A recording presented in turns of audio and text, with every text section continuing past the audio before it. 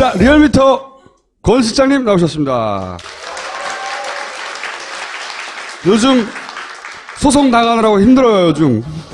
소송을 당하고 계약을 파기당하고 공격당하고 있죠, 요즘. 자, 리얼미터 최근 조사 한번 볼까요? 예, 이거 전에 오늘 저녁에 JTBC가 방송을 했죠. 한국리서치하고 했습니다. 일주일 전쯤에 0.3%포인트 차이로 발표를 안철수 후보가 이긴다고 앞섰다라고 발표를 했어요.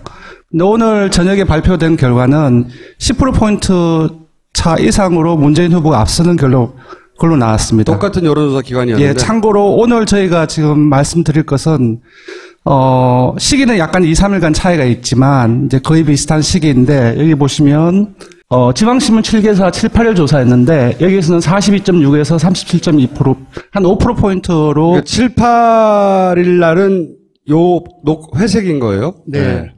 그제하고 어제 CBS 의뢰로 조사를 한 겁니다. 한 10%포인트 차 1호 이상으로 이제 더 벌어졌죠. 격차가 벌어진 거에 경향성은 확실한 것 같죠? 예. 여러 조선 기관에도. 그래서 혹자는 중간에 안철수 후보가 바람을 일으켜서 뒤집힌 상황이었는데 일주일이 지나면서 10%포인트 차이로 벌어졌다라고 얘기를 할 수도 있겠고, 저희들이 보기에는 그렇지 않습니다. 가까워졌을 때는 한 4%포인트 차이로 붙었지만 한 번도 역전을 한 상황이 없었고, 요번 주 들어서면서 지난주부터 벌어지기 시작했는데 요번 주 들어서면서 좀 더 벌어졌다고 보고 있어요. 그래서 여러분들 한번 판단을 해보세요. 지난주에 오늘 발표된 동일한 조사기관과 의뢰기관에서 그렇게 발표를 했고 더 이렇게 벌어졌다. 그리고 저희들이 발표한 지난주에도 좁혀지긴 했지만 그저께까지 좁혀지진 않았고 더 벌어졌다고 여러분들 비교를 한번 해보십시오. 홍준표 후보가 자기가 주장하는 만큼은 아니어도 상승을 하는 국면인 건 맞네요. 예, 눈에 띄는 것은 이제 홍준표 후보의 이제 상승세입니다. 사실 4월 4일 날 이후로 지난주 목요일까지 홍준표 후보의 지지율은 한 자릿수였습니다. 그래서 지난주 금요일 이후부터 이번 주까지 계속 10%포인트를 넘어선 상황입니다. 사실상 재본선에서의 소속 정당의 압승 정도는 아니고 선전이 보수층을 결집시키는 요인으로 좀 작용하지 않았나 싶고요. 무엇보다도 안철수 후보의 어떤 약세가 큰 그 하락세가 좀 눈에 띄는 결과입니다. 저 결과 보니까 우리가 유승민 후보를 좀 도와드려야 되겠네요. 심상정 후보하고 유승민 후보가 소폭이긴 하지만 상승을 했습니다. 여러분도 아시다시피 1차 그 TV 토론에서 상당히 호평을 받았던 후보들 중에 두 분이 바로 이제 심 후보와 유승민 후보인데요. 그 부분이 이제 반영되지 않았나 싶습니다. 추세는 알겠고. 네. 이건 뭡니까? 자, 그러면은 유권자 항방이 어떻게 되는지. 국정농단 탄핵 전국 이후에 유권자의 이념 성향이 지형이 바뀌었습니다. 중도는 항상 많습니다. 한 40% 정도 되고요.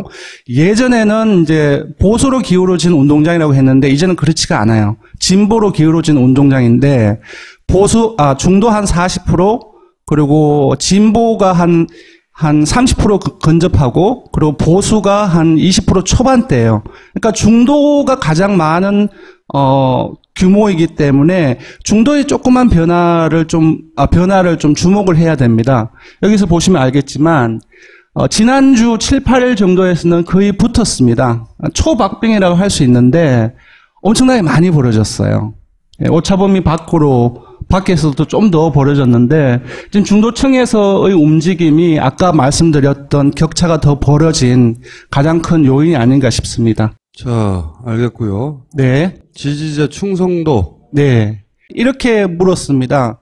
정말로 지지하는 후보를 바꿔야 한다는 상황이 오면 누구를 지지하겠냐라고 물어보고 선택지로 그래도 끝까지 5월 9일까지 그 사람한테 투표할 거야.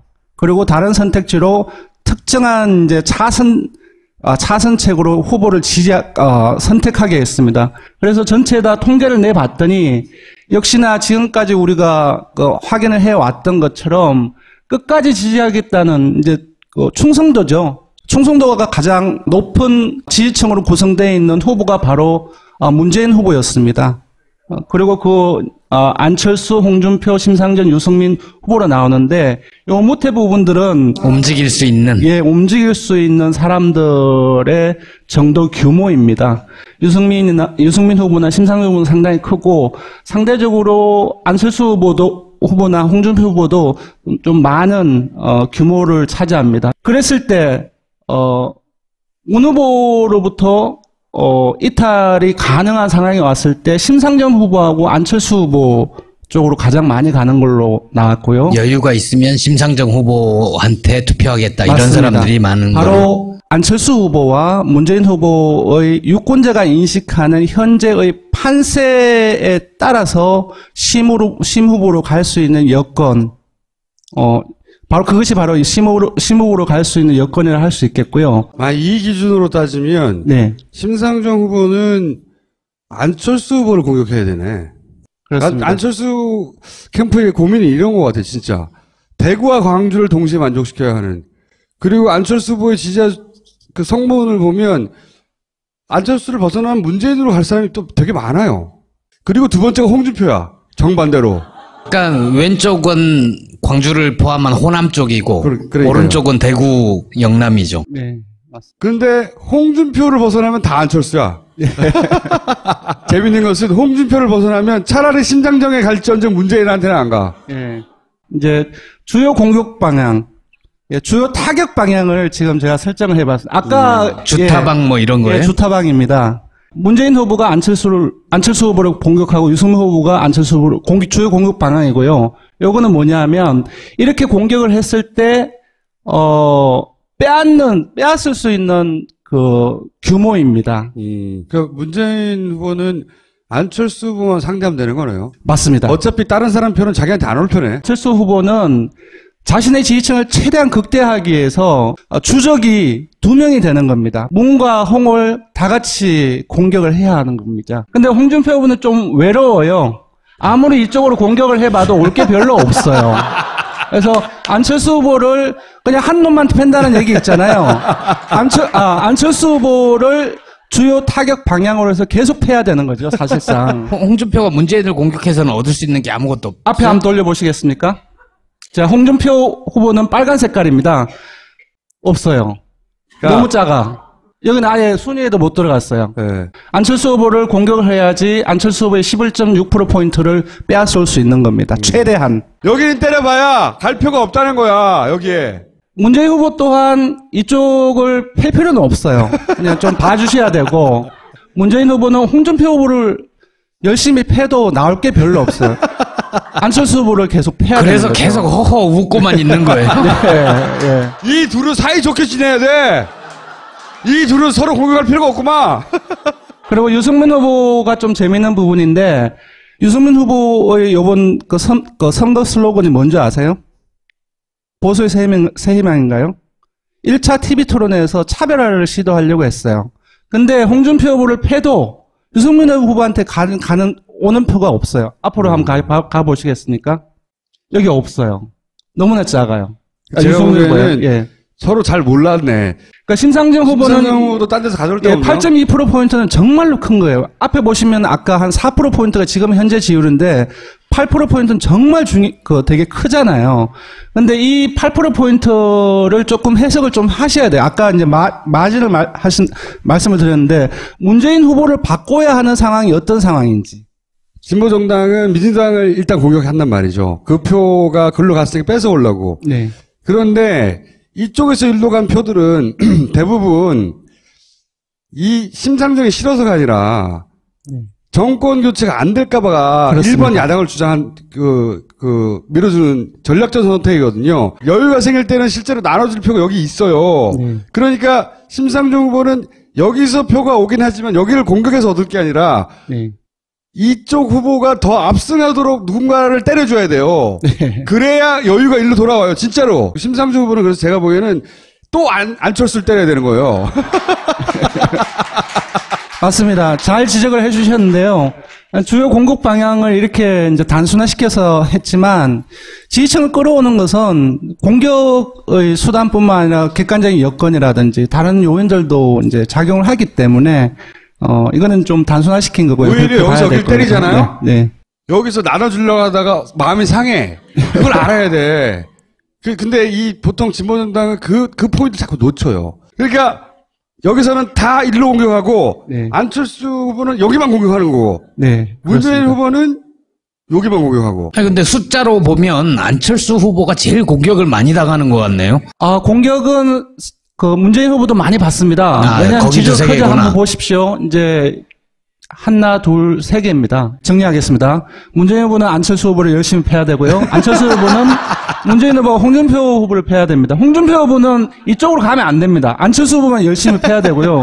유승민 후보는 예전 1차 때처럼 홍준표 후보 차별할 시도해서는 안 되고요. 네. 열심히 안철수 후보하고 문재인 후보를 패야 되고요. 심상정 후보는 잘 모르겠어요. 아까 그 문재인을 해석에 도와줘야 의하면. 돼요. 예. 거꾸로. 네, 좀 그런가요? 네. 고상한 표현 없어요? 패야 되고 뭐 이런. 자, 오늘 여기까지 하겠습니다. 네, 감사합니다. 감사합니다. 안녕하세요. 김호준입니다.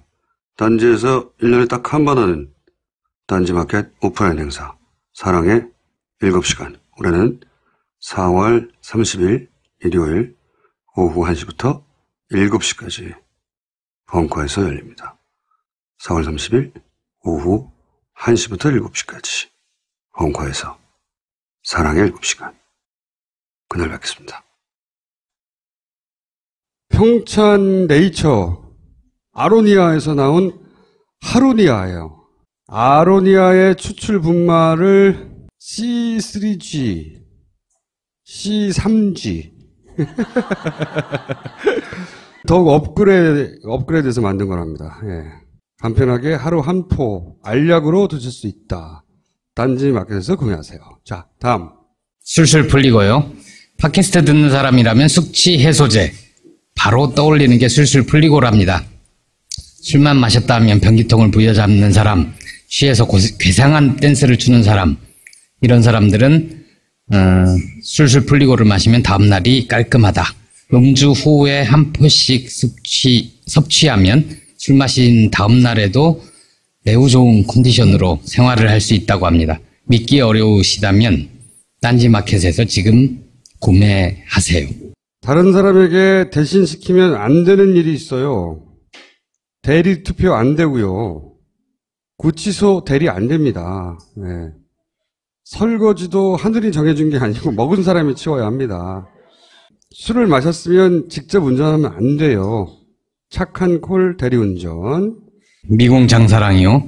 총수가 즐겨 사용하는 미궁 장사랑, 어깨 걸고 나온다는 미궁 장사랑이 매주 3분을 선정해서 장사랑 한 박스를 보내드리는 이벤트를 진행 중이랍니다. 이벤트 이름은 대장사랑 사행시. 지난주는 응모자가 적어서 5분 모두에게 보내드렸다고 하니까 이번 주에는 시도를 해보세요. 많은 응모 부탁드립니다.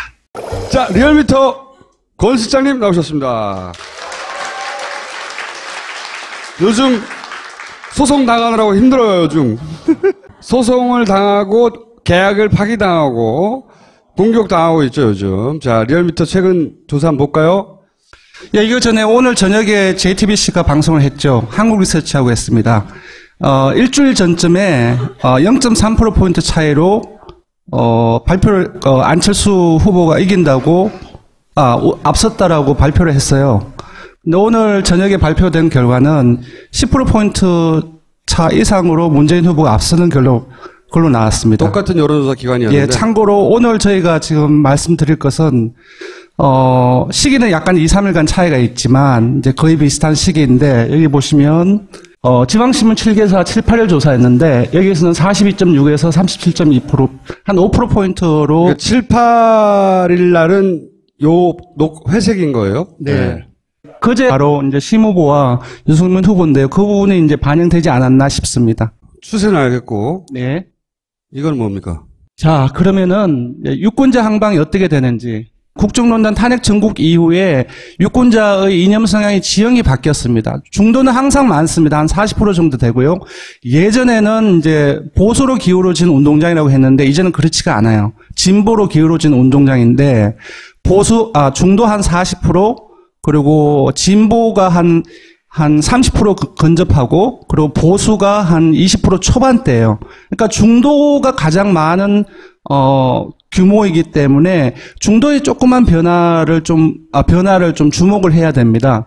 여기서 보시면 알겠지만 지난주 7, 8일 정도에서는 거의 붙었습니다. 초박빙이라고 할 수 있는데 엄청나게 많이 벌어졌어요. 오차범위 밖에서도 좀 더 벌어졌는데 지금 중도층에서의 움직임이 아까 말씀드렸던 격차가 더 벌어진 여러분들 한번 비교를 한번 해보십시오. 홍준표 후보가 자기가 주장하는 만큼은 아니어도 상승을 하는 국면인 건 맞네요. 예, 눈에 띄는 것은 이제 홍준표 후보의 이제 상승세입니다. 사실 4월 4일 날 이후로 지난주 목요일까지 홍준표 후보의 지지율은 한 자릿수였습니다. 그래서 지난주 금요일 이후부터 이번 주까지 계속 10%포인트를 넘어선 상황입니다. 사실상 재본선에서의 소속 정당의 압승 정도는 아니고 선전이 보수층을 결집시키는 요인으로 좀 작용하지 않았나 싶고요. 무엇보다도 안철수 후보의 어떤 약세가 큰 하락세가 좀 눈에 띄는 결과입니다. 저 결과 보니까 우리가 유승민 후보를 좀 도와드려야 되겠네요. 심상정 후보하고 유승민 후보가 소폭이긴 하지만 상승을 했습니다. 여러분도 아시다시피 1차 TV 토론에서 상당히 호평을 받았던 후보들 중에 두 분이 가장 큰 요인이 아닌가 싶습니다. 자, 알겠고요. 네. 지지자 충성도. 네. 이렇게 물었습니다. 정말로 바꿔야 한다는, 지지하는 후보를 바꿔야 한다는 상황이 오면 누구를 지지하겠냐라고 물어보고 선택지로 그래도 끝까지 5월 9일까지 그 사람한테 투표할 거야. 그리고 다른 선택지로 특정한 이제 차선책으로 후보를 선택하게 했습니다. 그래서 전체 다 통계를 내봤더니 역시나 지금까지 우리가 확인을 해왔던 것처럼 끝까지 지지하겠다는 이제 충성도죠. 충성도가 가장 높은 지지층으로 구성되어 있는 후보가 바로 문재인 후보였습니다. 그리고 안철수, 홍준표, 심상정, 유승민 후보로 나오는데 요 밑에 부분들은 움직일 수 있는 움직일 수 있는 사람들의 정도 규모입니다. 유승민 후보나 심상정 후보는 상당히 크고 상대적으로 안철수 후보도 하고 어제 CBS 의뢰로 조사를 한 겁니다. 한 10%포인트 차 1호 이상으로 이제 더 벌어졌죠. 격차가 벌어진 거에 경향성은 확실한 것 같죠? 예. 여러 조선 기관에도. 그래서 혹자는 중간에 안철수 후보가 바람을 일으켜서 뒤집힌 상황이었는데 일주일이 지나면서 10%포인트 차이로 벌어졌다라고 얘기를 할 수도 있겠고, 저희들이 보기에는 그렇지 않습니다. 가까워졌을 때는 한 4%포인트 차이로 붙었지만 한 번도 역전을 한 상황이 없었고, 요번 주 들어서면서 지난주부터 벌어지기 시작했는데 요번 주 들어서면서 좀 더 벌어졌다고 보고 있어요. 그래서 여러분들 한번 판단을 해보세요. 지난주에 오늘 발표된 동일한 조사기관과 의뢰기관에서 그렇게 발표를 했고 더 이렇게 벌어졌다. 그리고 저희들이 발표한 지난주에도 좁혀지긴 했지만 그저께까지 좁혀지진 않았고 더 벌어졌다고